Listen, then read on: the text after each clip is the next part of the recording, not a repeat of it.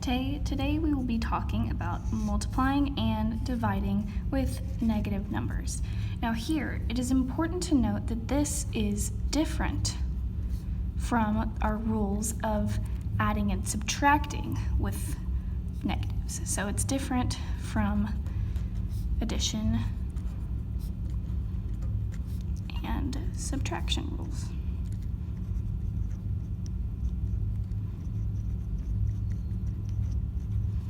Now, for multiplying and dividing with negative numbers, we have three basic rules. The first rule is this: when we multiply two positive numbers, we will end up with a positive answer. Or if we divide two positive numbers, we end up with a positive result. Our second rule is this: if we multiply two negative numbers, our result will be positive. And if we divide with two negative numbers, our result will be positive. And our final rule is this: if we multiply with a positive and a negative, our result will be negative. If we divide with a negative and a positive number, our result will be negative. Now, some of you may notice a pattern here. And the pattern is this: there are two basic concepts when multiplying and dividing with negatives. The first one is this: if we have the same sign, the result is going to be positive. If you notice here with our multiplication and division, when we have two positives, it results in a positive. And the same is true here. When we have two negatives, it results in a positive number. So when we have two signs that are being multiplied or divided, they result in a positive when the two that you use are the same.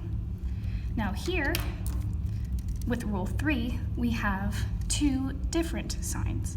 And when we have two different signs, our result is going to be negative, whether that's with multiplication or division. So here, if I multiplied a positive and a negative, it will give me a negative. And if I divide a positive and a negative, it will give me a negative. Let's put this into practice. If I have a -3 times a +4, so let's think about this as positive. Because I have two different signs, my result will be negative. So here, 3 times 4 gives me 12, and because I have one negative and one positive, our result will be -12. Here, I have a -2 and a -3. So because I have two negatives, I know my result is going to be positive. So I end up with a +6. Here, we have two positive numbers. Because I have two of the same sign, my result will be positive. So our 4 times 8 is going to give us that +32.